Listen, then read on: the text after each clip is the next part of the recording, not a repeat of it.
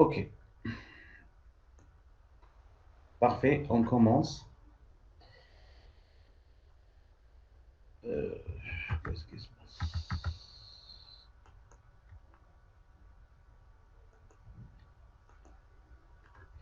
Là, c'est bon, vous voyez le slide? Oui, monsieur. OK. Bon, alors, on s'est arrêté la dernière fois sur ce slide. Donc, on a vu que j'ai dit que Oracle, lorsqu'on lance Oracle ou n'importe quel SCPD, ben, on charge en mémoire deux choses. On charge les programmes. Le cas à Oracle, on charge des process. Il y a des programmes process qu'on charge en RAM pour qu'ils puissent s'exécuter. Et on, on charge aussi les données. Mais avant de charger les données en RAM, ben, il faut leur préparer l'espace. Donc, l'espace Oracle, il s'appelle le SGA, System Global Area. L'espace HADA, il va recevoir les données. Donc, je vais commencer par les process, ensuite je vais aller vers les données. Alors, les process pour que Oracle. Alors, Hadi Kamel, process plus SGA, on appelle ça instance. La documentation, on parle d'instance Oracle. C'est ça, une instance Oracle. Donc, je commence par les process. Alors, les process qu'on a sont des programmes qui s'exécutent et ils sont importants pour l'exécution d'Oracle. Alors, pas grand parce qu'on bon, on les voit pas. Alors, je vais vous donner quelques process, mais bon, il y en a plusieurs. Je vais vous donner les plus importants. Alors, il y a un process qui s'appelle DB Writer. Ah, c'est difficile d'écrire avec la souris, c'est DB Writer. Alors, comme son nom l'indique, c'est Database Writer. Alors, ce process, si vous voulez, c'est le process qui se charge de l'écriture dans la base de données, dans la mémoire secondaire. Donc, c'est lui nous, on sait que c'est pas lui, on sait que c'est le reste qui écrit.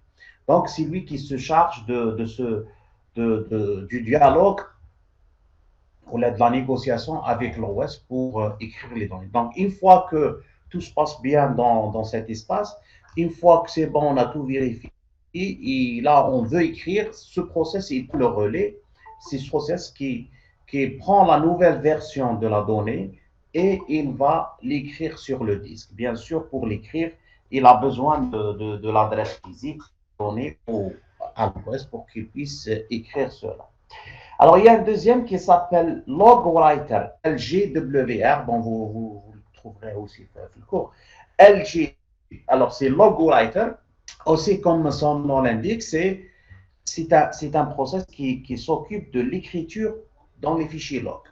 Alors, on a vu que l'utilité des fichiers log, ce n'est pas lors de l'exécution normale, lors de l'exécution normale, ok, mais les fichiers log sont très utiles lorsqu'on a un souci. Qu'on a un souci, surtout lorsqu'on perd le contenu de la RAM, à ce moment-là, on ne sait pas ce qu'on a fait, on ne sait pas on va dire les transactions qui sont allées jusqu'au bout, et on ne connaît pas les transactions qui ont été interrompues.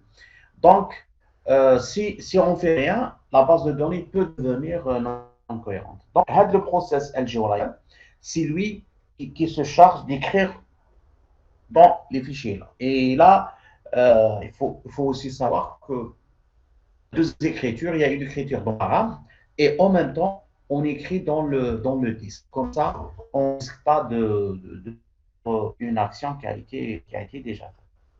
Alors, il y a un autre qui s'appelle SMON. Alors, c'est S-M-O-N. C'est pour dire System Monitoring. Alors, head de process, il est aussi important. Et vous savez dire quoi monitoring pour vous? Hein? Le monitoring. يتبع monsieur. Comment?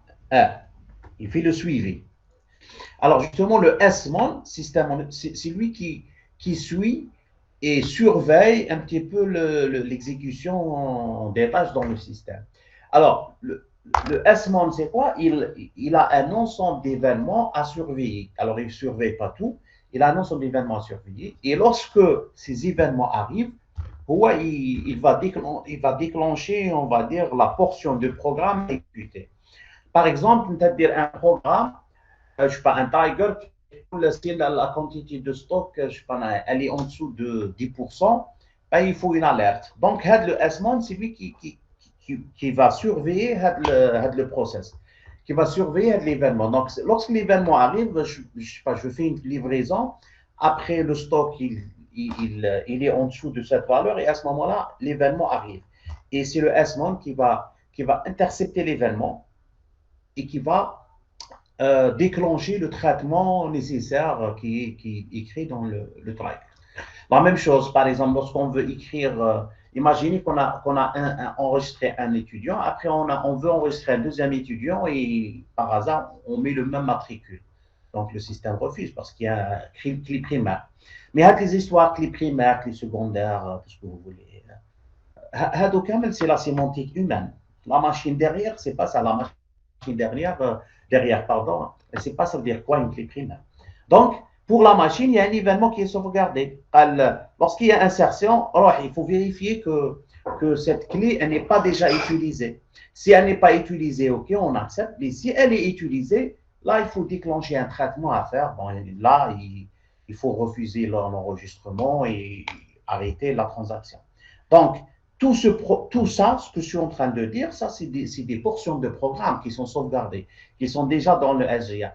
Donc, lorsque l'événement arrive, ce S-Mon, il intercepte l'événement, il va déclencher le traitement nécessaire. Alors, au lieu que de surveiller comme ça et à chaque fois se déclencher, non, oui, il a un ensemble d'événements. Alors, la même chose, si vous voulez développer des trucs comme ça sur des systèmes intelligents, la même chose. Par exemple, le robot se déplace, mais il ne va pas réagir à tous les événements. Peut-être qu'il y a des événements qui n'ont rien à voir avec son. Donc il faut prévoir un ensemble d'événements et que ces événements qui nécessitent une réaction du robot, là, il faut avoir un système de monitoring qui intercepte les événements. Après, il faut prévoir les actions. Peut-être le robot s'arrête, ou là, il envoie un signal, ou là, il fait autre chose. Donc, c'est des systèmes, on va dire, transférables sur d'autres types d'applications. Donc, un autre process aussi important que je vais vous présenter, c'est le PMON. Alors, c'est P-M-O-N. Alors, le PMON, c'est monitoring, la même chose, mais là, ce n'est pas système, c'est process monitoring. Process monitoring. Donc, ça, le but, c'est de monitorer les process. Parce que là, je vous ai présenté quelques process. En réalité, il y en a plusieurs. Donc, le paiement, il s'assure que tous les process font leur travail. Donc, à chaque fois qu'un process termine ce qu'il a à faire, ben, il envoie des ACK, il envoie des accusés de réception, des accusés le paiement.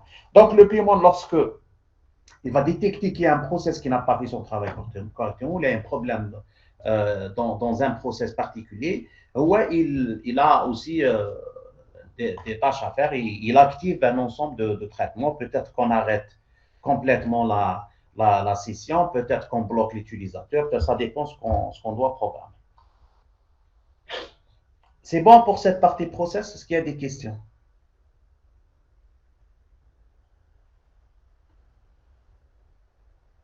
Non?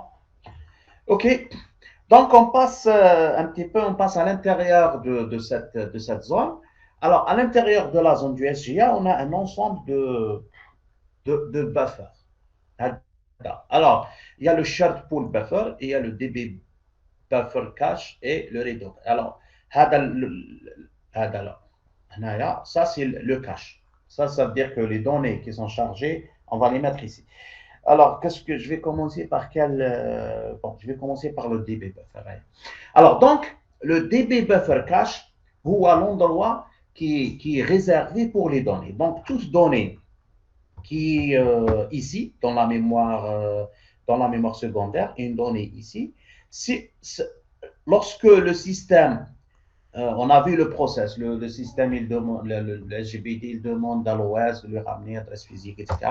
Bon, l'OS, il lui ramène la donnée, elle est mise, la donnée, elle va être sauvegardée ici. Mais maintenant, comment elle est sauvegardée? Ben, il y a une certaine organisation. Donc, à l'intérieur du buffer cache, la même chose, on travaille avec des pages, pardon. Bon, il y a des soucis pour ma souris, mais... Alors, là, il y a des pages. Par contre, le DB buffer, on a ce qu'on appelle le DB block. Donc, l'OS a un bloc. Par exemple, l'OS pour Windows 10, je sais pas, 16 kilooctets.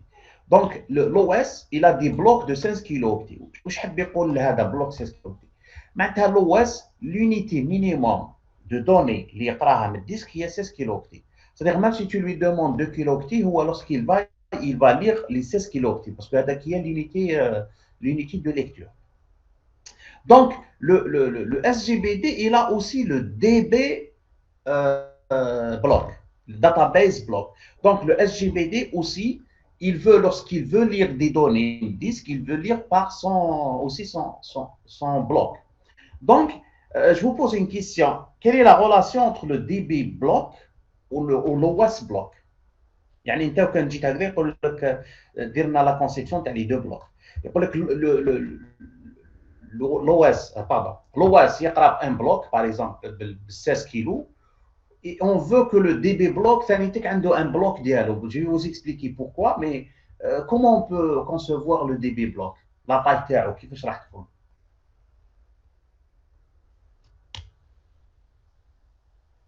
inférieur supérieur égal كيفاش.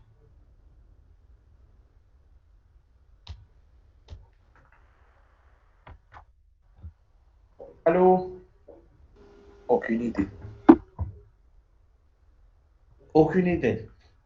Est-ce qu'on peut imaginer la taille du DB buffer inférieure à l'OS? ما كاش منها باسكو l'OS imaginez l'OS يبعث لك un bloc je sais pas شحال فيه وانت tu prends une partie منه. Comment tu vas faire la coupure? كيفاش راح تقطعه؟ Peut-être tu fais la coupure راح تكمل la donnée. Donc logiquement لازم le DB buffer يكون supérieur au DB OS. هكذا. Ou c'est normal parce qu'on faut installer l'OS باش نinstaller le SGBD sur l'OS. Donc le SGBD, lorsqu'on l'installe, il connaît la taille du buffer système, du bloc système. Donc les bases de données, on prend toujours la taille du bloc de données, de base de données, c'est un multiple de la taille du bloc OS. هكذا. علاش multiple؟ علاش par exemple ما يكونش 1,5 de la taille du bloc système.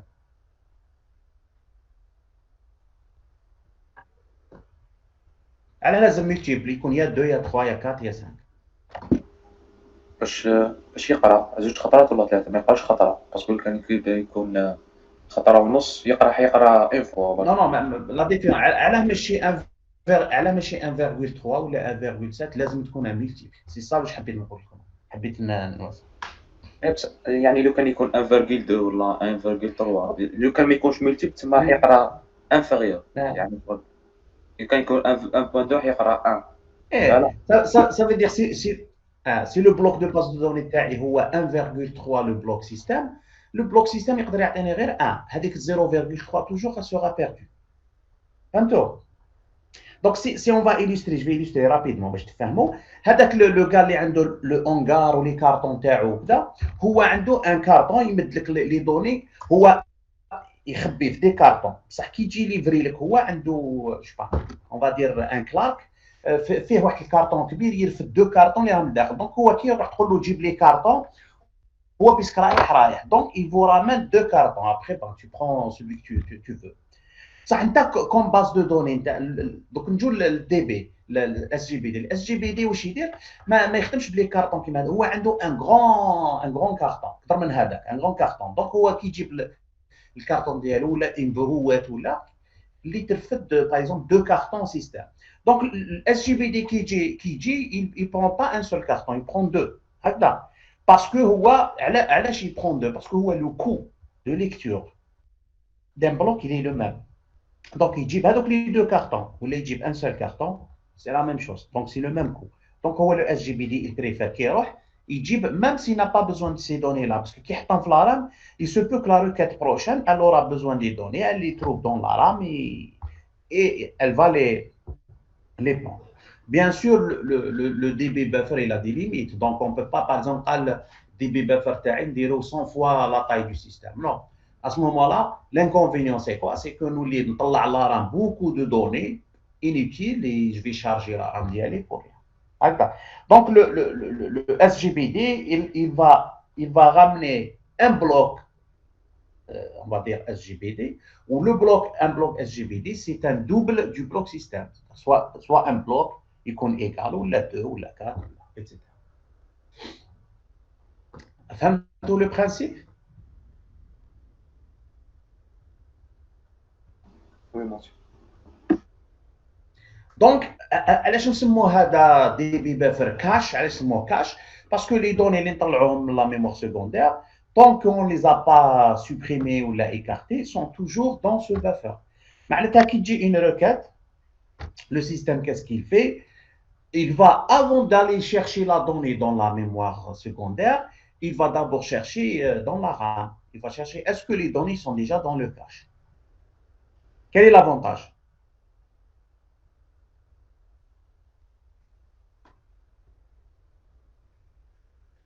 Monsieur, parce que les données utilisées plusieurs fois, trop utilisées, seront toujours dans le cache, donc pas la peine de chercher la mémoire secondaire, donc c'est un traitement vide.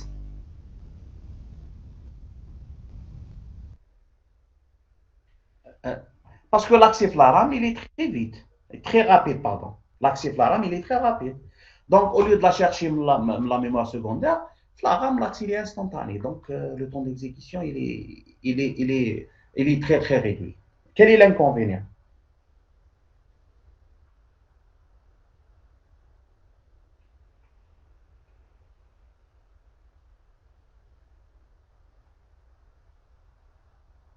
La taille, ou l'inconvénient. Quel pourrait être l'inconvénient lorsqu'on stocke des données dans la RAM? بالك كي يكونوا بزاف كبار راح يديونا ليسباس باغ اكزومبل نديو ما نديروش ما نسحقوش. Et après, bon, parce qu'ils sont là, bon, tu ramènes quelque chose à table, ça ne te gêne pas. L'inconvénient, c'est qu'on peut surcharger la RAM. Quitte qu'on la RAM elle est réduite, on va mettre beaucoup de données. Mais il y a un autre problème. C'est par rapport à la mise à jour. Si je mets une donnée, je vais la mémoire secondaire, je ne pas le cache. Qu'est-ce qui me garantit après 5 minutes avec la donnée, elle est le cache, elle n'est pas encore modifiée la mémoire secondaire. Donc, les données que nous avons dans le cache ont une durée de vie. Alors, soit qu'une fois que la durée de vie, le système va les supprimer, ou là, ce qu'on appelle actuellement, on fait du rafraîchissement du cache. Alors, le cache, il est rafraîchi. Ça veut dire quoi? C'est-à-dire les données qui sont dans le cache, le SGBD, il les connaît. Ici, donc, s'il y a des modifications sur ces données, sur la mémoire secondaire, il va les rafraîchir pour pouvoir les réutiliser. Après un certain moment, lorsqu'il trouve que les données cache, il y a eu beaucoup de modifications sur les données, il trouve que le coût de modification est important, il va vider la mémoire et il va plus chercher dans le cache, il va chercher dans la mémoire secondaire et régénérer cette mémoire cache au fur et à mesure de l'arrivée des requêtes. C'est bon?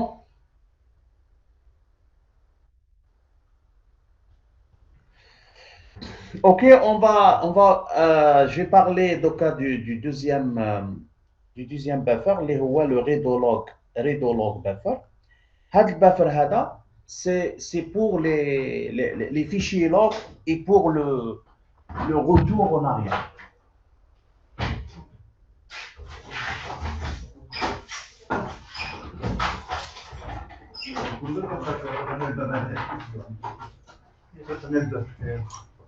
Emel, ça va? Tu vas bien? Ça va?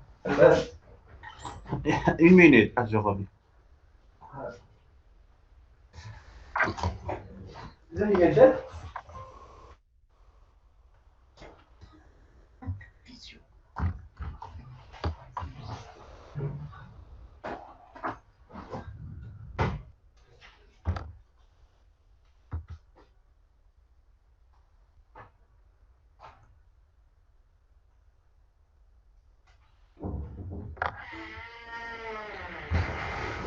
Donc j'ai dit que le buffer, la redo log buffer, il sert à deux choses. La première, c'est pour écrire dans les fichiers log, qui va après consulter en cas de panne. Et deuxièmement, il va contenir les blocs de données modifiés. C'est-à-dire, toutes les données qu'on modifie dans Oracle, ils sont mises dans ce buffer. Et si pour une raison ou une autre, on veut revenir en arrière, ben on peut trouver la donnée dans ce buffer.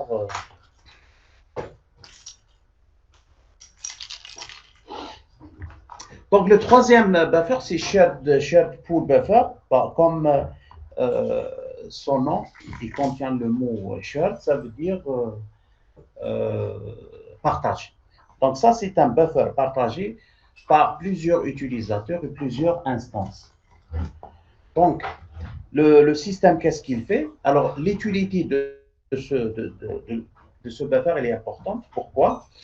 Parce que l'utilisateur, lorsque on lance une requête, on a le SGBD, il cherche quelle est la meilleure façon de l'exécuter. Est-ce qu'il utilise un index? Est-ce qu'il va charger toutes les données, etc. Donc, qu'est-ce qui va se passer? C'est que tout ce process, il est très coûteux au SGBD. Parce que trouver la meilleure façon d'exécuter une requête, ça c'est un problème qui est connu, c'est un problème un peu compliqué. Il y a plusieurs, on va dire, plusieurs façons d'exécuter la requête.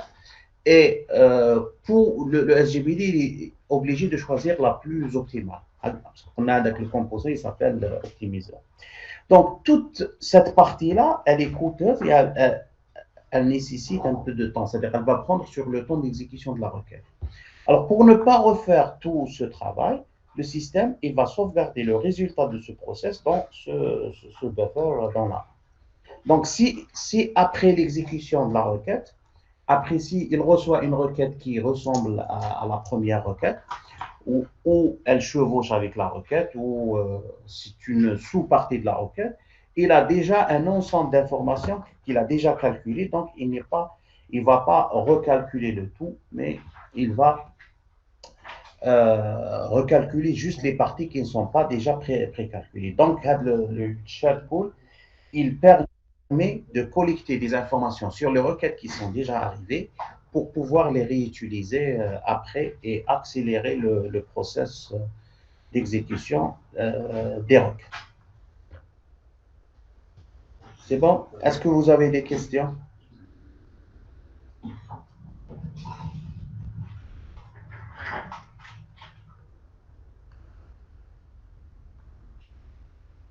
On passera à autre chose? Comme vous avez dit, pour accélérer les requêtes, c'est comme des prédictions de ce qu'on va faire.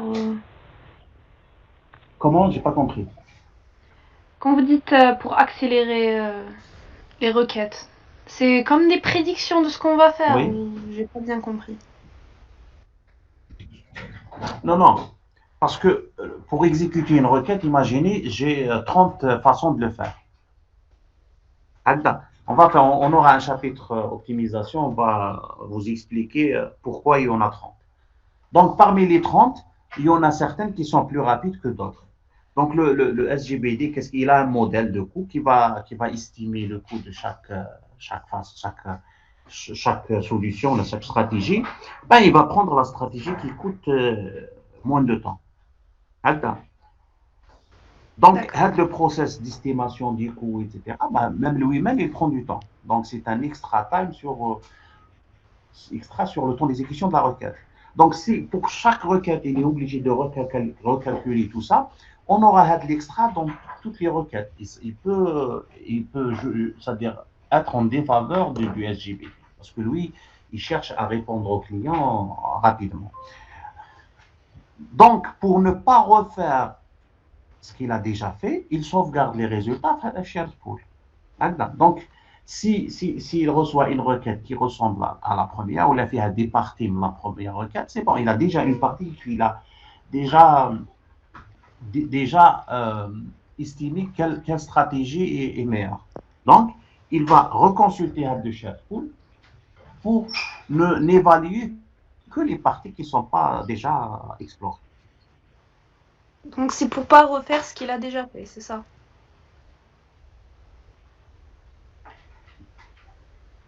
Vous pouvez répéter? Donc c'est pour pas recalculer et refaire ce qu'il a déjà fait. C'est ça. Pour ne pas refaire tout ce traitement qui est important. Parce qu'on a le premier objectif du SGPD, c'est, après la cohérence, c'est d'exécuter en moins de temps les requêtes. Parce que les clients d'aujourd'hui sont devenus très, on va dire, très exigeants sur le temps d'exécution des. D'accord. Parfait. Vous trouverez la suite de l'explication sur le cours. Ok, je vais parler maintenant.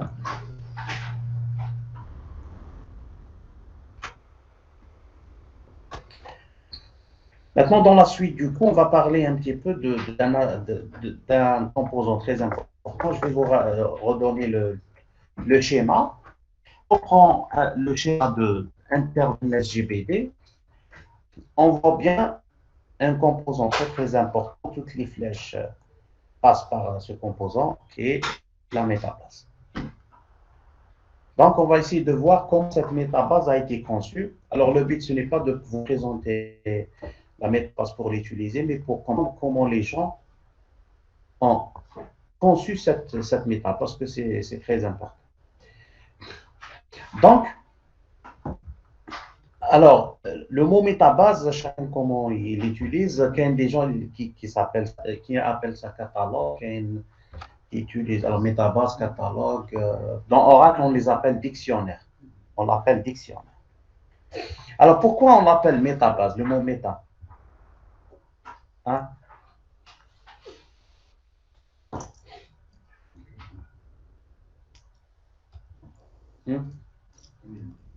Dans les informations sur notre donnée. Les informations, oui. Méta, ça veut dire qu'on s'élève à un autre niveau. Donc, on a deux types. Quelle comme la différence entre métabase ou base de données? Le schéma, vous voyez qu'il y a deux. Donc, les deux sont des bases de données. Dans la métabase aussi, c'est une base de données. La différence que contient la base de données et que peut contenir la métabase. Déjà, on commence par la propriété. La base de données, c'est la propriété de qui? Monsieur, باش نعاود لنا Comment? معليش عاود لنا ما سمعتش منك كنا نهضروا على métabase ou J'ai posé une question. Quelle est la différence entre la métabase et la base de données par rapport aux données qui se trouvent à l'intérieur, les instances?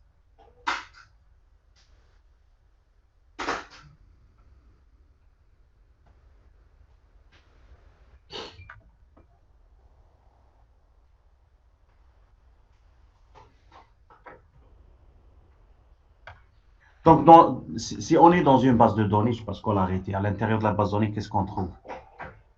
Par exemple, la table étudiant, on trouve des étudiants. Étudiant 1, son nom, prénom, etc. Est-ce que dans la métabase, on trouve des choses comme ça?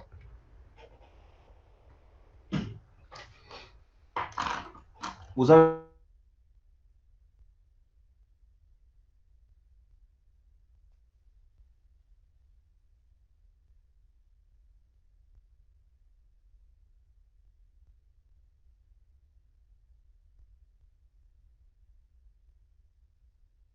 Monsieur, on vous entend plus.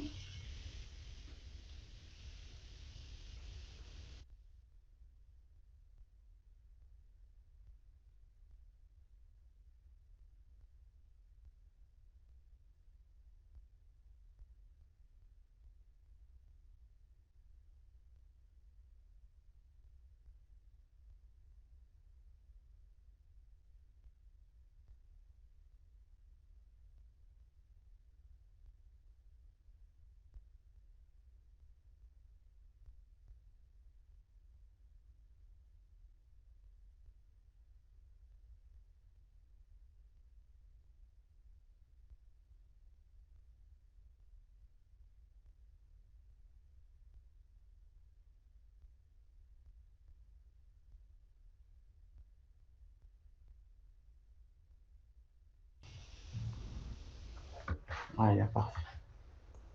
Donc, je reviens sur le slide. Comment? Vous m'entendez?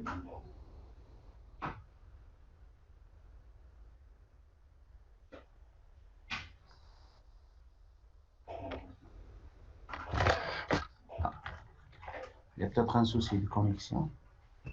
C'est bon maintenant?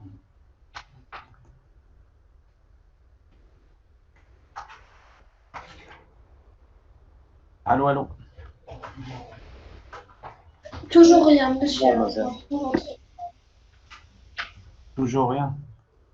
Attendez.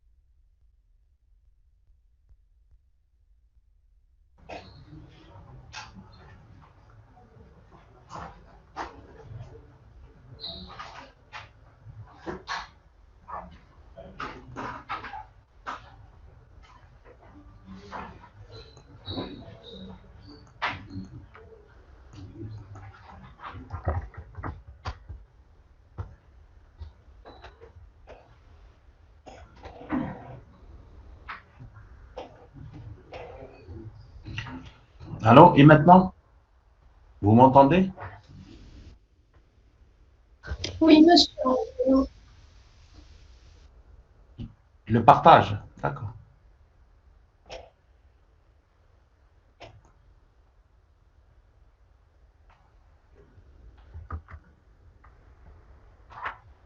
Maintenant, c'est bon.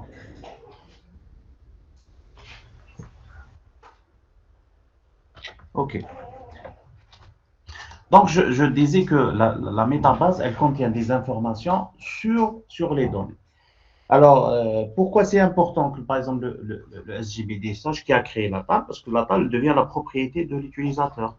Donc, s'il y a un autre utilisateur qui veut accéder, il faut qu'il demande des droits. Il faut que le propriétaire donne les droits d'accès à cet utilisateur. Donc, le propriétaire, il a tous les droits sur cette table.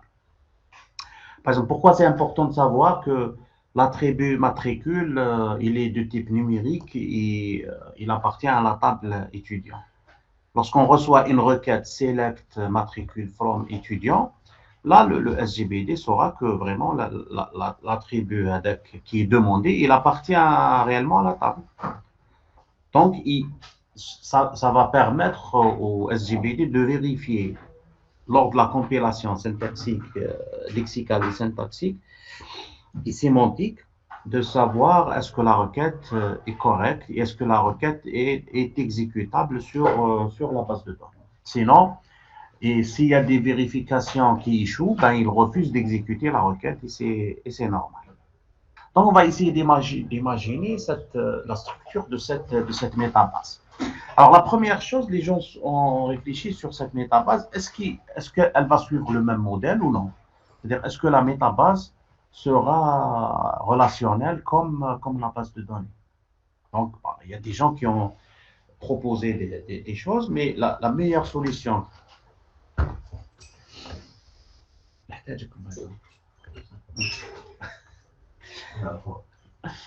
La meilleure solution, la des cas émergés, c'est bien sûr, c'est de garder le même modèle. Comme ça permet à l'utilisateur d'utiliser, surtout à l'administrateur, d'utiliser le même environnement pour accéder et à la base de données et à la métabase. C'est-à-dire, si par exemple, imaginez que la métabase, elle est organisée sous forme, je sais pas, de fichiers.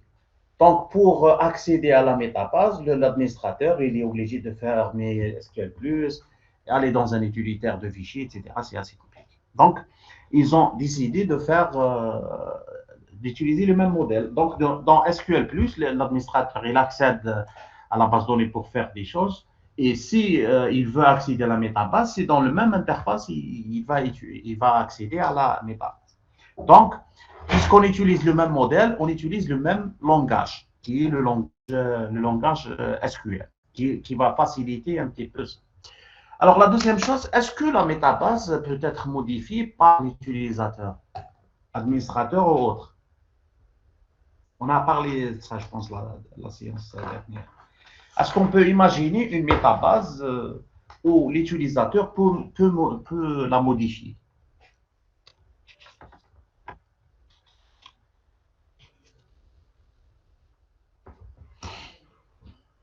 Allô, allô? Vous m'entendez?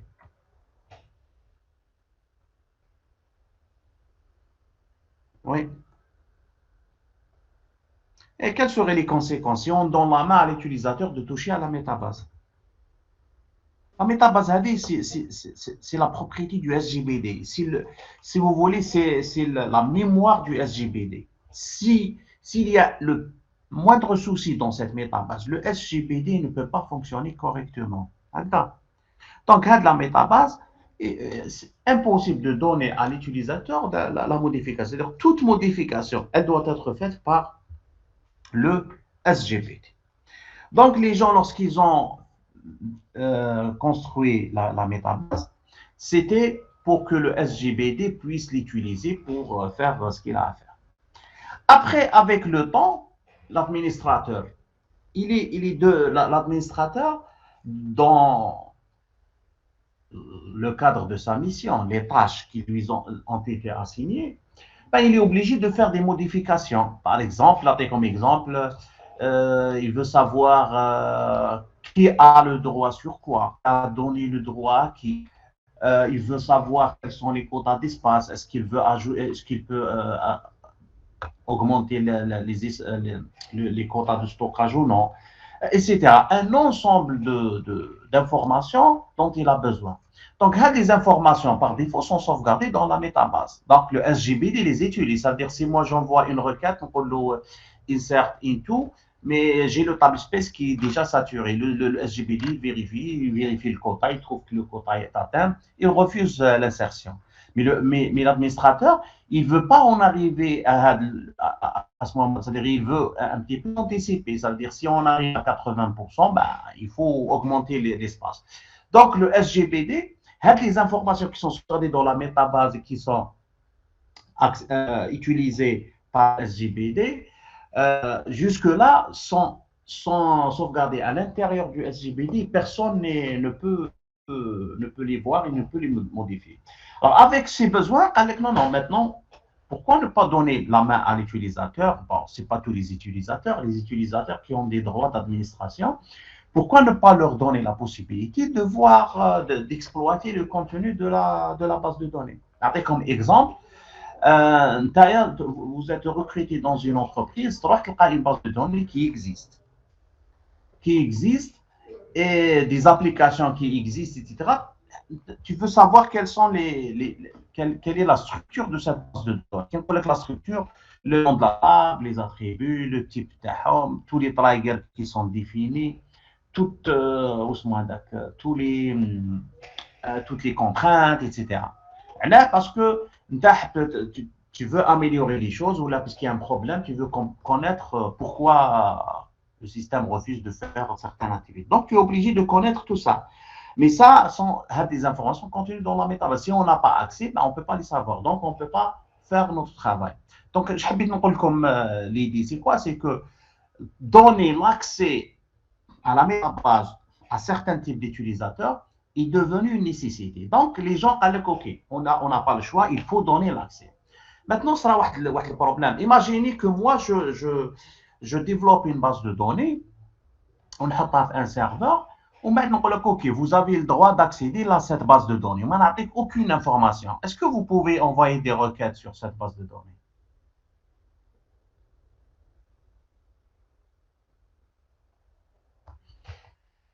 Non. Hein? ما نقدروش علاه باسكو نكتب سيليكت quoi. Moi je connais pas la base, je connais ni les attributs, ni le nom d'état, ni rien du tout. Est-ce que je peux écrire une requête? كتب سيليكت ونحبس سيليكت quoi. Bon, نقدر نقول سيليكت étoile. OK, from quoi? Je connais même pas le nom d'état.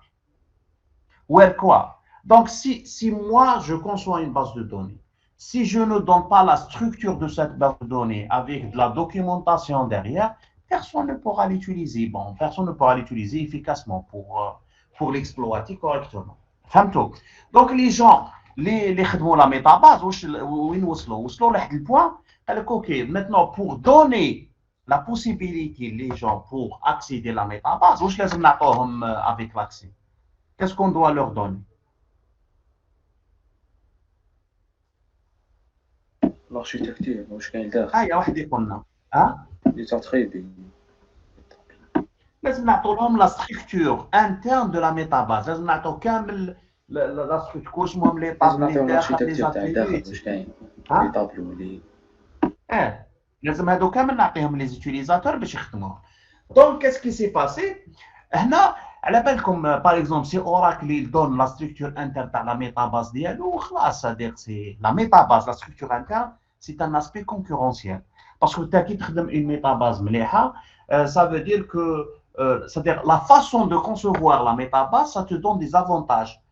Parce que la métabase a plus d'informations, elle est organisée d'une manière intelligente. Donc, ça te permet d'avoir toutes les informations rapidement. Ça te permet d'avoir des coûts d'exécution intéressants. Donc, si tu dévoiles la structure interne, la structure chimique de Coca-Cola ou de Pepsi, etc. Donc, qu'il y a des choses qu'on ne veut pas dévoiler. Donc, les concepteurs de SGBD, on va dire un dilemme ou un problème, c'est quoi? C'est que d'un côté, ils doivent donner l'accès, mais de l'autre côté, ils ne doivent pas divulguer la structure interne. Comment régler ce problème?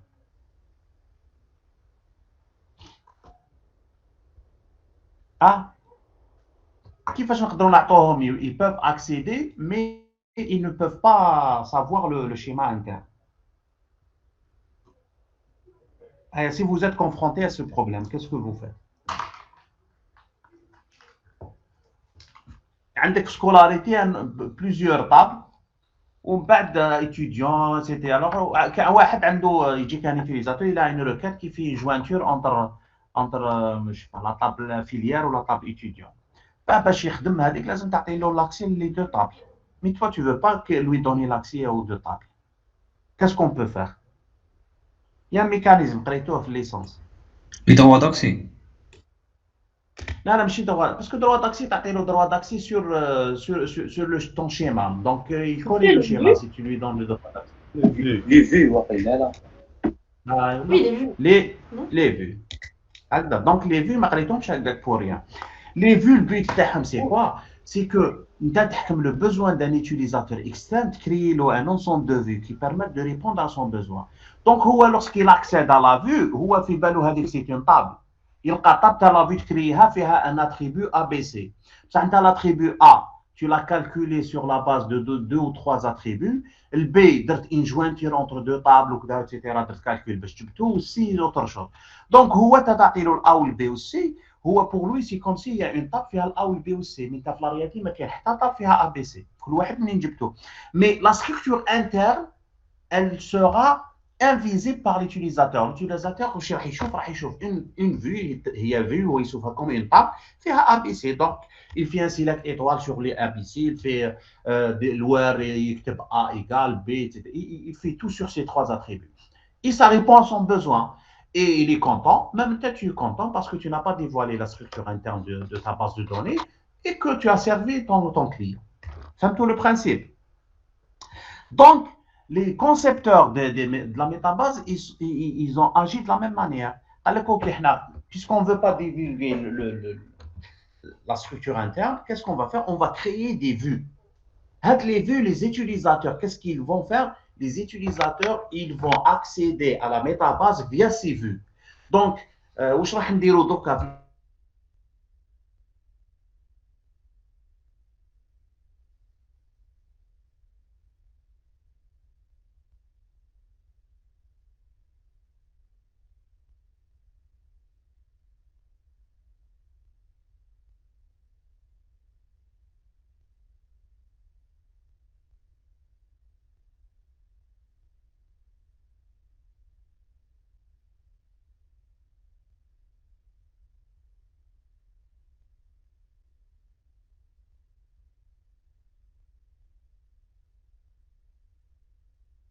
لا لا لا لا لا لا لا.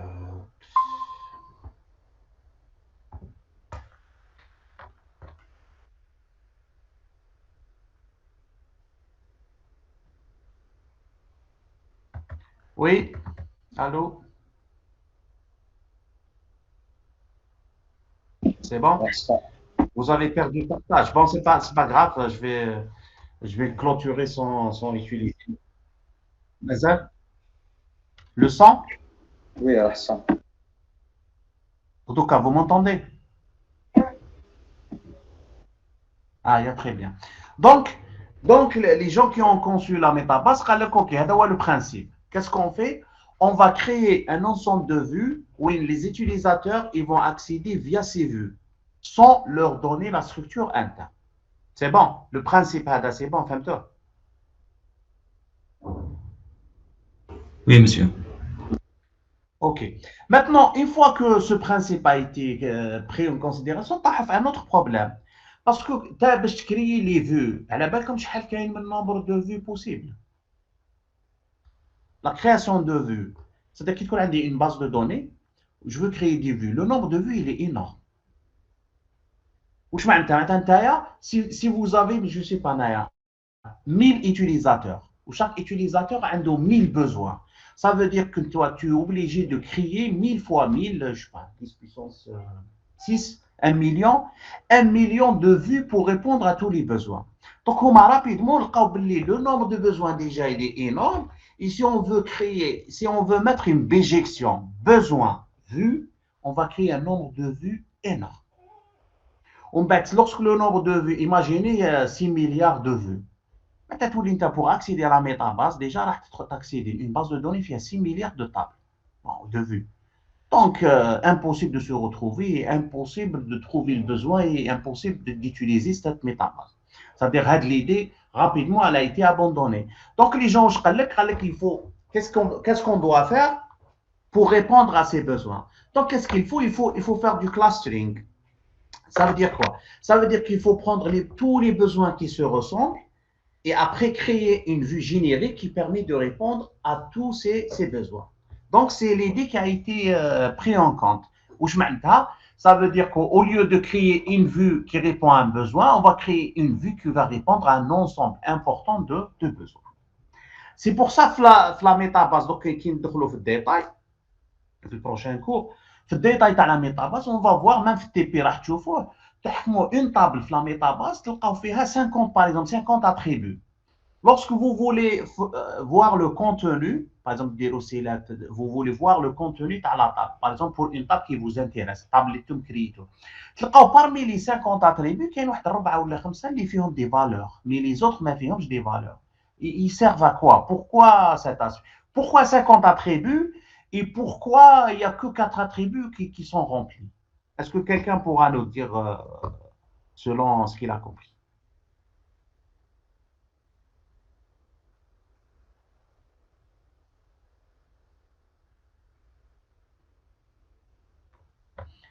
Allô, allô? Vous êtes là? Allô? Allô? Oui. Et واحد يقول لنا معليش je vous demande pas de répondre correctement, il n'y a pas de souci. كيفاش زعما تخمم لها. J'ai oublié même la question là. Alors c'était quoi la question?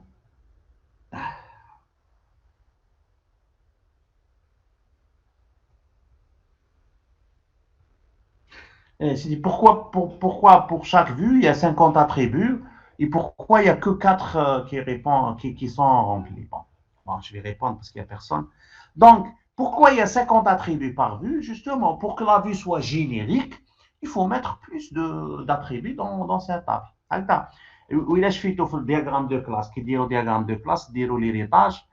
Si on utilise si on passe au relationnel, il faut les attributs comme نرجعوا كامل لا كلاس مير هي اللي نديروها طابل ولي زاتريبي تاع لي كلاس هذوك كاملين من تحت نطلعوهم نحطهم في لا كلاس مير دونك اون فا رومبلير بوك اون فا ميتر بوكو داتريبي في لا كلاس مير مي à la fin سي لوبجي تاعنا il est dans une petite classe لتحتها راح يتعمروا منه غير زوج ثلاثه دونك لا ميتا باس كي نلقاو باللي ان طابل فيها 50 attributs سي نورمال سي pour pouvoir répondre à plusieurs besoins. Maintenant, lorsqu'on voit le contenu de 3 ou 4 attributs qui ont des valeurs, ça aussi c'est normal. Parce que le besoin de les attributs qui permettent de répondre à ce besoin. Les autres attributs ne font pas valeur parce que ça ne répond pas à notre besoin. Ça répond à d'autres besoins, d'autres utilisateurs que la vue peut servir un jour. Fahmtou le principe? Non, monsieur. Hein? Non, j'ai pas compris. ما فهمتش؟ Oui. ما فهمتش؟ معليش نعاود, il n'y a pas de souci. Donc, on va concevoir un ensemble de vues avec la contrainte suivante. La vue, il faut qu'elle réponde à un ensemble, un nombre important de besoins. Donc, les besoins, واحد يحوس على l'attribut ABC, واحد يحوس يهمو الB مع الD ou le E, واحد يحوس l'X ou l'Y, etc. Donc, la vue, elle est obligée de mettre plusieurs attributs dans la vue. Lorsqu'un utilisateur particulier il lance une requête, ça veut dire ça c'est un besoin. La requête imaginée, elle répond à 500 besoins. C'est un besoin parmi les 500. Donc, le besoin, il est matérialisé par 3 ou 4 attributs, ils viennent des valeurs. Les autres attributs, parce qu'ils ne répondent pas à ce besoin, ils répondent aux autres, les 500 moins le besoin. واحد منهم فيه هذوك les attributs. Donc, TPK, lorsque vous affichez le contenu de la métabase et vous trouvez qu'il y a plusieurs attributs qui n'ont pas de valeur, c'est normal. C'est bon? Oui, c'est bon. On va faire la suite la prochaine fois. Je vous remercie et à la prochaine. Merci, monsieur. Au revoir.